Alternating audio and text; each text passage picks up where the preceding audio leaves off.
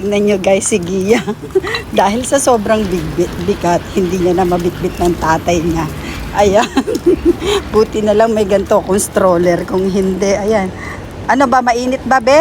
Ang sarap ba buhay? O, ayan. Opo daw. Tingnan nyo naman, Diyos ko, kahirap na may gantong bata. Sarap buhay, Ben, no? O, ano sasabihin mo kay Tita Jury? Bilis. Shoutout.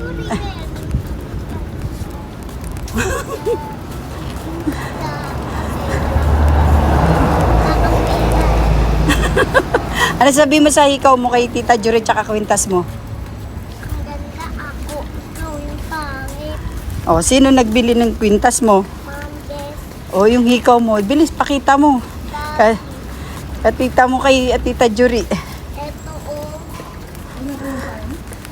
Oo.